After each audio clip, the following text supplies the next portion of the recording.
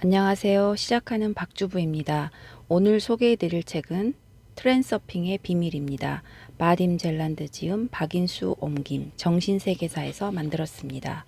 지은이에 대해서 한번 보겠습니다. 바딤 젤란드는 구소련의 양자 물리학자였고 이후에는 정보통신 분야에서 일하기도 했다. 다중우주 이론을 기반으로 현실 변환 기법을 설명한 리얼리티 트랜서핑 시리즈가 200만 부 이상 판매되며 단숨에 러시아의 베스트셀러 작가가 되었다. 현재 전 세계에서 본 시리즈의 번역 출간이 진행되고 있으나 유명세를 원하지 않은 탓에 저자의 개인적 신상에 대해서는 알려진 바가 거의 없다. 책에 소개된 개념들이 신비주의 교리들과도 통하는 바가 있어 현대의 신비가로 여겨지기도 한다. 읽는 이들에게 존경하는 독자 여러분, 이제 당신의 눈앞에 리얼리티 트랜서핑의 네 번째 책이 놓여 있다. 그동안 리얼리티 트랜서핑 시리즈는 독자들에게 많은 반향을 일으켜왔다.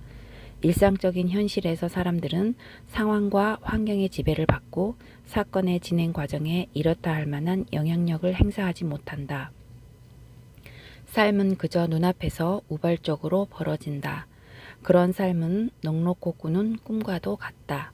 사건들은 스스로 알아서 흘러갈 뿐 당신이 무엇을 원하는지 또 무엇을 원치 않은지에 대해는 전혀 관심이 없다.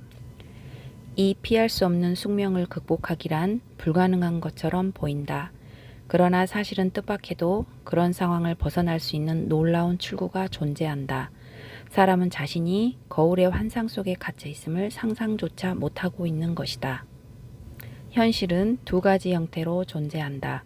손으로 만질 수 있는 물질적 측면의 세계와 지각의 한계 너머에 있으나 똑같이 객관적으로 존재하는 비물질적 측면의 세계가 그것이다. 어떤 의미에서 세상은 가장자리가 없는 무한 크기의 이중 거울이라고 할 수 있다. 그 한쪽 면에는 물질 세계가 있고 다른 한쪽 면에는 비물질적인 가능태 공간이 펼쳐져 있는 것이다. 가능태 공간은 모든 발생 가능한 사건의 시나리오를 보존하고 있는 정보체이다. 가능태는 좌표 평면 위에 놓을 수 있는 점의 위치가 무한한 것처럼 그 수가 무한하다. 거기에는 과거에 존재했고 지금 존재하고 앞으로 존재할 모든 것이 기록되어 있으며 꿈과 투시, 직관적 지식과 깨달음은 그곳으로부터 우리를 찾아온다. 거울에 홀린 사람은 거기에 비친 그림자를 진짜 현실이라고 믿는다. 이 같은 거울 효과는 외부 세계가 독자적으로 존재하며 조종 불가능한 것이라는 환상을 만들어낸다. 그에 따라 삶은 타인이 정해놓은 규칙을 따라야 하는 게임처럼 돼버리고 만다. 물론 자신에게 벌어지고 있는 사건들에 영향을 미치려는 시도를 이리저리 해볼 수는 있지만 당신에게는 한 가지 중요한 것이 빠져 있다. 주사위에서 빠져나와 주사위를 던지는 사람이 되는 방법을 아무도 말해주지 않았던 것이다. 그렇지만 환상을 털어버리고 깨어나 주위를 둘러보기만 하면 놀라운 일이 벌어지기 시작한다. 당신은 사건의 흐름에서 벗어나 현실의 수많은 측면들을 반짝반짝 비추면서 천천히 돌아가는 거대한 만화경의 중심에 서 있다. 당신은 이 현실의 한 측면이며 그와 동시에 그로부터 떨어져서 독립적으로 존재한다. 그와 꼭 같이 꿈속에서 깨어 있으면서 이제는 꿈이 당신을 좌지우지하는 것이 아니라 당신이 꿈을 좌지우지할 수 있다는 것을 알아차릴 때 당신은 자신의 독립성을 깨닫게 된다. 이 책에서는 거울 속 그림자의 환상에서 벗어나 거울의 백일몽에서 깨어나는 방법을 이야기한다. 사람의 사념 에너지는 특정한 조건 하에서 가능태 공간의 어떤 섹터들을 물질화시킬 수 있다. 트랜서핑에서 영혼과 마음의 일치라고 부르는 상태에서는 외부 의도라는 신비한 힘이 탄생한다. 트랜서핑을 시도해보고 스스로 체험한 사람들은 깜짝 놀라며 이렇게 말한다. 그들이 의도한 것이 불가사의한 방법으로 실현되었으며 현실이 정말 말 그대로 눈앞에서 확 바뀌어 버렸다고. 말하자면 주변 사람들이 별다른 이유도 없이 갑자기 다정하게 대해주기 시작한다든가, 전에는 가망 없이 꽉 닫혀 있는 것처럼 보이던 문이 갑자기 활짝 열린다든가 하는 것이다. 여기서 당신은 가장 흥미로운 현상을 관찰할 수 있다. 무대 장치의 뉘앙스와 수면의 동심원과 같은 현실의 파문이 바뀌는 것이다. 당신의 세계의 층은 잃어버렸던 신선함을 회복한다. 어렸을 때 먹었던 아이스크림의 맛이 되살아나고 청춘 시절의 희열에 찬 희망을 새롭게 되찾는다. 그러나 그 무엇보다 좋은 것은 내면에서 느껴지는 자유로움이다. 그것은 자기 신조에 따라 삶을 영위할 수 있는 특권이다. 이런 일이 가능하다는 게 참 신기하긴 하지만 여기에는 아무런 신비도 없다. 이 모두가 현실이다.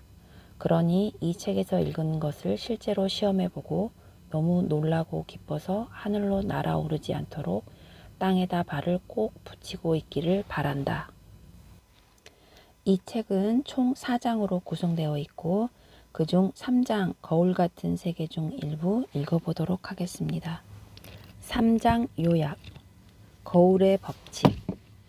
세상은 거울처럼 세상에 대한 당신의 태도를 반영한다. 반영은 영혼과 마음의 일치 속에서 형성된다. 이중 거울의 반응에는 시간이 지체된다.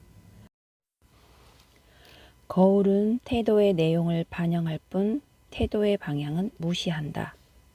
원하지 않는 것에 대해 생각하지 말고 달성하고자 하는 목표를 생각해야 한다.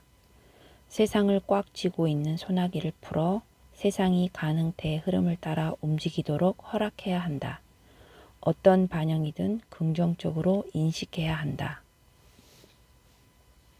생각의 방향을 조종하면 당신은 현실을 조종하게 된다. 기회 있을 때마다 아말감 공식을 확언하라. 반영을 움직일 것이 아니라 자신의 태도와 생각의 방향인 심상 자체를 움직여야 한다. 최종 목표가 이미 달성된 것처럼 느끼고 주의를 그것에 고정시켜야 한다. 슬라이드를 실현하려면 그것을 생각 속에서 충분히 오랜 시간 동안 규칙적으로 상영해야 한다. 감정을 억누를 필요가 없고 자신의 태도를 바꾸어야 한다. 나의 세계는 나를 보살피고 있다. 이중 거울. 현실은 두 가지 형태로 나타난다. 물질적인 형태는 손으로 만져볼 수 있고 형이상학적인 형태는 지각의 한계를 넘어서 있다. 두 형태는 동시에 존재하면서 서로를 보완하고 서로 투과하듯이 겹쳐 있다. 이원성은 우리 세계에 빼놓을 수 없는 특성이다. 모든 사물이 저마다 자신의 반대 측면을 가지고 있는 것이다. 당신이 거울 앞에서 서 있는 것을 상상해 보라. 거울 앞에 선 당신은 현실적으로 존재하는 물질적 대상이다. 그리고 거울 속에 비치는 당신의 모습은 비물질적이고 형이상학적이며 가상적이지만 동시에 거울 앞에 당신처럼 실제적인 것이다. 온 세상을 거대한 이중 거울이라고 상정할 수 있는데 한 면에는 물질 우주의 삼라만상이 있고 또 다른 면에는 형이상학적인 가능태 공간이 펼쳐져 있다. 보통 거울과는 다르게 이 거울에는 신과 신의 화신인 모든 생명체의 의도와 생각에 따라 물질 세계가 거울 속의 그림자로서 펼쳐져 보인다. 가능태 공간은 일종의 매트릭스다. 그것은 마름질, 재봉에서 시작해서 의상 전시에 이르기까지 모든 물질적 움직임이 도출되어 나오는 형틀이다. 거기에는 물질 세계에 무엇이 어떻게 발생해야 하는지에 관한 정보가 보존되어 있다. 가능태의 수는 무한하며 각각의 가능태는 가능태 공간 속에서 하나의 섹터로 자리 잡고 있다. 각 섹터에는 시나리오와 무대 장치, 즉 물질 운동의 궤도와 형태가 들어있다. 달리 말하면 각 섹터는 각각의 경우에 어떤 일이 발생하고 그것이 어떤 모양으로 나타나야 할지를 결정한다. 이와 같이 거울은 세계를 둘로 나눈다. 물질 현실의 반쪽 면과 가상 현실의 반쪽 면으로. 물질적 형태를 얻는 모든 것은 실상의 반쪽 면에 있고 자연과학의 법칙에 따라 그 현상이 전개된다. 일반적 과학과 우주가는 현실에서 일어나는 일에만 관심을 둔다. 그들은 관찰할 수 있고 직접적으로 작용할 수 있는 모든 것을 현실이라고 간주한다. 만일 현실의 비물질적 측면을 무시하고 물질적 세계에만 주의를 기울인다면 인간을 포함해서 모든 생명체는 내부 의도의 틀 안에서만 활동하는 원시적 존재가 될 것이다. 내부 의도를 사용할 때는 주변 세계에 직접 영향을 미치는 방법으로만 목표를 달성할 수 있다. 뭔가를 얻기 위해서는 필요한 행동을 취하고 팔꿈치로 좌우를 헤치며 밀고 나가야 한다. 뭐든 구체적인 일을 해야만 하는 것이다. 물질 현실은 직접적인 영향력에 즉각적으로 반응한다. 이 때문에 우리는 오직 직접적인 영향력을 가해야만 어떤 결과를 얻을 수 있다는 착각에 빠진다. 하지만 물질 세계의 틀 속에서는 달성할 수 있는 목표와 범위가 지극히 좁아진다. 거기서는 눈앞에 실제 하는 것만을 고려해야 한다. 부족한 수단과 지극히 제한된 가능성의 울타리 안에 모든 것이 묶여 있다. 이 세상에는 매사가 필사적인 경쟁 분위기에 사로잡혀 있다. 너무 많은 사람들이 똑같은 목표를 달성하려고 기를 쓴다. 그러나 말할 것도 없이 내부 의도의 한계 안에서는 그것이 모든 사람에게 다 돌아가기에 부족하다. 목표를 이루기에 필요한 조건과 상황은 어디서 나오는 것일까? 그것은 오로지 가능태 공간에서만 나올 수 있다. 거울의 그쪽 면에서는 모든 것이 넘치도록 풍부하다. 게다가 아무런 경쟁도 없다. 상품이 눈앞에 실제하지는 않지만 매력적인 것은 거기서는 카탈로그를 보고 고르듯이 뭐든 마음대로 선택해서 주문할 수 있다는 점이다.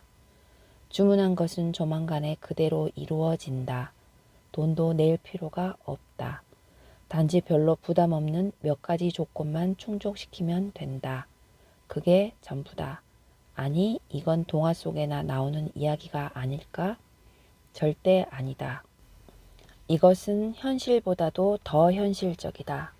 산염 에너지는 흔적 없이 사라져버리지 않는다. 그 에너지는 그것의 매개 변수에 상응하는 가능태 공간의 섹터를 물질화시킬 수 있다.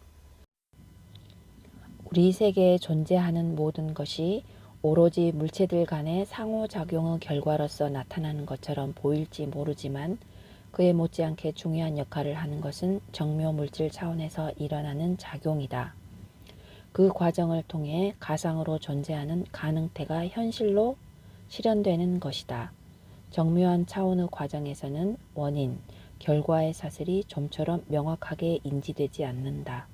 그럼에도 불구하고 그것은 전체 현실의 반쪽을 구성하기에 충분하다. 사람이 목표를 지향하여 의도적으로 산염 에너지를 사용하지 않는 한 가능태 공간 섹터의 물질화는 대개 그 사람의 의지와 상관없이 일어난다. 진화가 덜 된 존재들의 경우일수록 더욱더 그렇다. 리얼리티 트랜서핑 제1권에서 설명했듯이 현실에서 산염 에너지의 영향력은 주로 최악의 불길한 우려와 애감을 실현시키는 형태로 나타난다. 삶의 현실 속에서 물질주의적으로 사는 사람들은 상점의 비어있는 진열장 사이를 이리저리 헤매면서 상품을 구하려고 손을 내밀어 보지만 거기에는 이미 품절이라는 표시판이 내걸려 있다. 오직 품질 나쁜 상품만이 남아있는데 그것도 큰 돈을 내야만 살 수 있다. 사람들은 카탈로그를 보고 골라서 주문하지 못하고 물건을 찾아 정신없이 헤맨다. 그들은 때로 긴 줄을 서서 서로 밀치고 때로는 온 힘을 다해 사람들 틈을 비집고 물건을 찾아다닌다. 판매원들과 다투고 싸워보지만 결국 필요한 것은 얻지 못하고 문제만 더욱 커진다. 이처럼 유쾌하지 못한 현실은 무엇보다도 사람들의 의식 속에서 먼저 싹트고 거기서부터 서서히 물질화되어 조금씩 현실로 나타난다. 모든 살아있는 존재는 한편으로는 직접적인 행동으로서 또 한편으로는 사념적으로서 자기 세계의 층을 창조해낸다. 그리고 모든 층들은 서로 겹쳐져 쌓인다. 이런 식으로 모든 존재는 이 현실 세계의 창조에 자기 몫의 기여를 하는 것이다. 세계의 층은 조건과 상황에 의해서 그 특성이 정해진다. 그 조건과 상황의 조합으로부터 개개인의 삶의 모습이 형성되는 것이다. 존재의 조건은 다양하다. 형편이 좋은 것과 별로인 것, 편안한 것과 불편한 것, 호의적인 것과 적대적인 것 등등. 물론 태어나는 환경이 다분히 중요하다. 하지만 그 이후에는 대부분의 삶이 그가 자신과 주변 현실에 대해 취하는 태도에 따라 달리 전개된다. 그리고 그에 따르는 생활 방식의 변화는 그의 세계관을 대부분 결정한다. 그 사람의 생각의 방향과 특성에 일치하는 가능태 공간의 섹터, 즉 시나리오와 무대 장치가 현실로 실현되는 것이다. 이처럼 개별적인 층이 형성되는 데는 두 가지 요소가 개입된다. 거울의 한쪽 면에는 내부 의도, 다른 쪽 면에는 외부 의도가 있다. 사람은 직접적인 행동으로서 물질 세계의 대상에 영향을 주고 생각으로서 물질 세계에 아직 존재하지 않는 것을 현실로 실현시킨다. 누군가가 좋은 상품은 이미 다 팔렸을 거라고 확신한다면 실제로 그 앞에는 빈 진열장만 남아있게 될 것이다. 좋은 상품을 사기 위해 긴 줄을 서서 기다려야 한다고 생각하면 그런 일이 실제로 벌어진다. 비관적인 기대와 의심으로 가득하다면 기대하는 그대로의 일이 반드시 일어난다. 비우호적인 상황을 만나리라고 기대한다면 그 예감이 딱 들어맞는다. 그런데 만일 누군가가 세상이 자기를 위해 좋은 것을 예비해 두었다는 순진한 생각에 가득 차 있다면 그 또한 어떤 식으로든 실현된다. 어떤 것도 쉽게 주어지지 않는 현실을 모르는 괴짜는 묘하게도 어쩌다 판매대 맨 앞에 서 있게 되는데 그때 마침 그를 위해 특별히 준비된 것처럼 상품이 도착한다. 그런데 흥미롭게도 첫 손님은 모든 상품을 공짜로 받는 행사에 걸린다. 하지만 그의 뒤에는 삶의 현실은 암담하고 행운은 바보들한테나 찾아오는 것이라고 생각하는 사람들이 길게 줄을 서 있다. 삶은 게임이며 세상은 그 거주자들에게 늘 똑같은 수수께끼를 낸다. 내가 어떤지 알아맞혀봐. 각자는 자신의 이해에 따라 파괴적이다. 아니면 편안하다 라고 대답한다. 아니면 또 즐겁다. 암담하다. 우호적이다. 적대적이다. 행복하다 또는 불행하다 등등으로. 하지만 재미있는 점은 이 퀴즈에서는 모두가 정답을 맞춘다는 것이다. 세상은 그 모든 대답에 동의하고 각자가 주문하는 모습대로 그들 앞에 나타나는 것이다.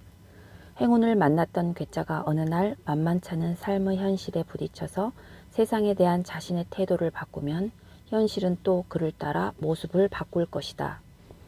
그리하여 그 깨달음을 얻는 자를 줄의 맨 끝으로 차 던져버릴 것이다.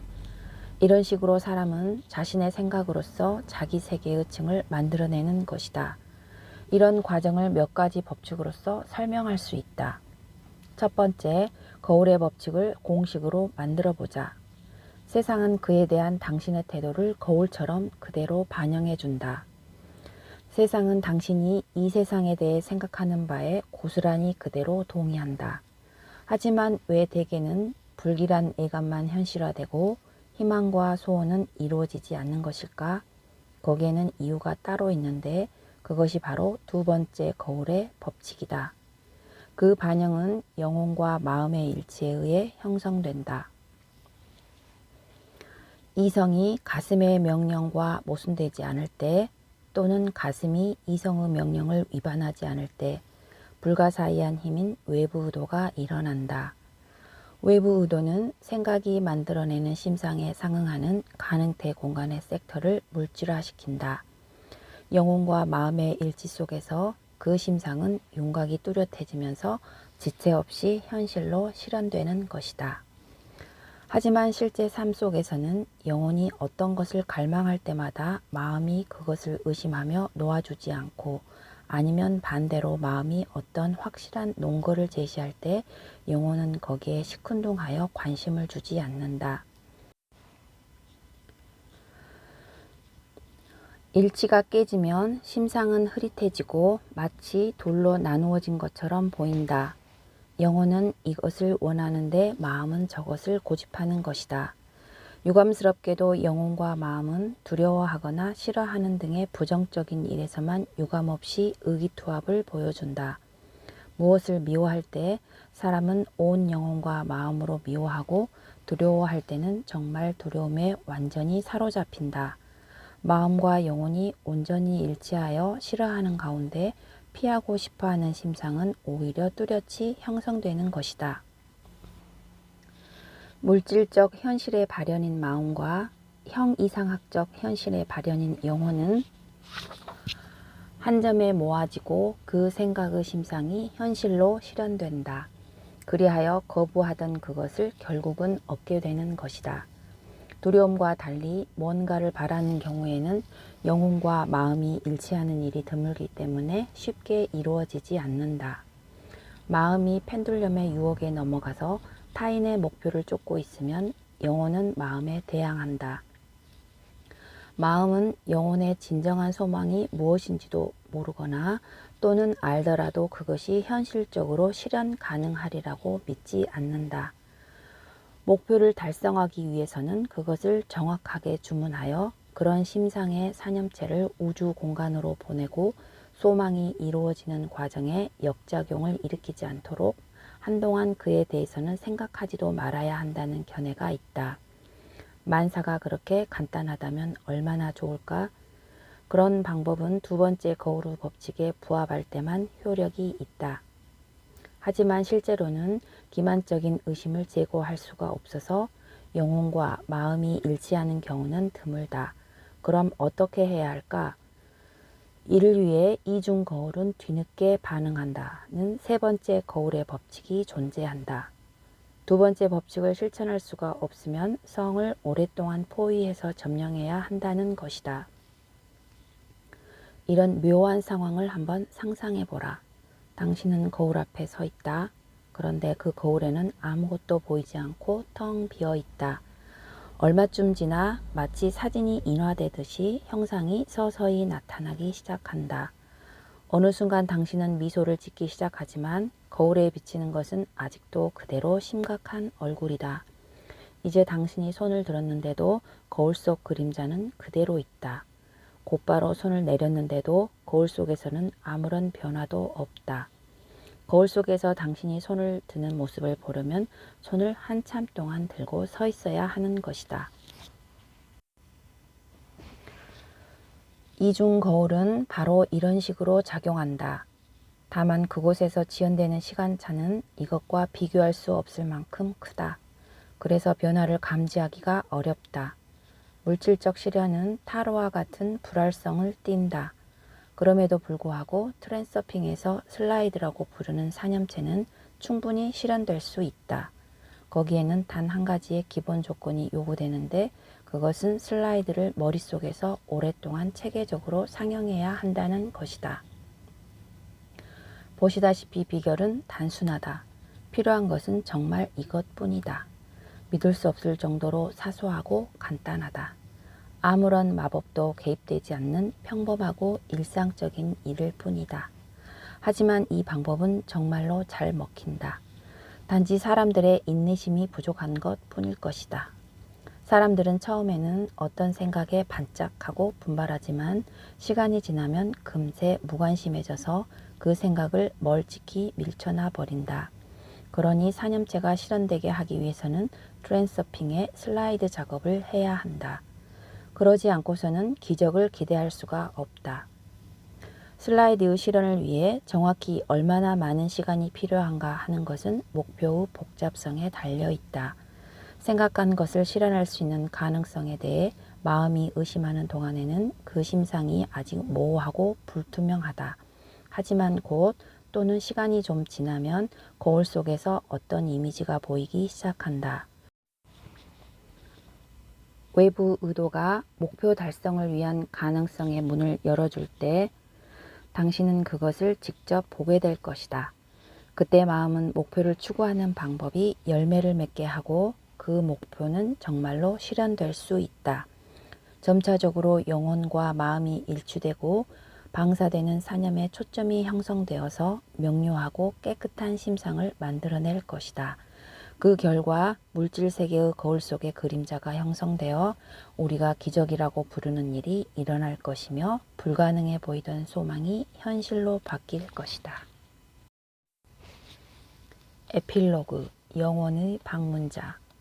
친애하는 독자 여러분, 우리는 이제 놀라운 이중거울 세계의 여행을 마친다. 당신은 오랜 고대의 지혜를 알게 되었다. 이는 항상 존재했었고 여러 가지 해석으로도 세대를 거쳐 전해 내려왔었다. 해석이 아무리 복잡하다 해도 그 본질은 표면에 드러나 있고 매우 단순한 것이다. 당신은 당신의 사념의 심상이 반영되는 거울 앞에 서 있다는 것이다. 거울 효과는 외부 세계가 독립적으로 존재하며 그것을 조종할 수 없다는 환상을 만들어낸다. 하지만 고정관념으로부터 자유를 얻으면 현실은 순순히 당신을 따를 것이다. 당신은 기막히게 명백한 비밀을 알게 되었으므로 지금 영혼을 방문한 것이다. 이제 당신은 알고 있다. 언제든지 영혼으로 돌아가서 영혼과 마음이 원하는 모든 것을 가질 수 있다는 것을. 당신의 판결을 보여주면 움직이는 당신의 입장을 허락할 것이다. 영혼으로 들어가는 그 문 안에는 불가능한 것이 가능하게 되는 세계가 당신을 기다리고 있다. 나는 무엇보다도 당신이 현실 지배자의 뻔뻔스러운 자신감을 얻기를 의도한다.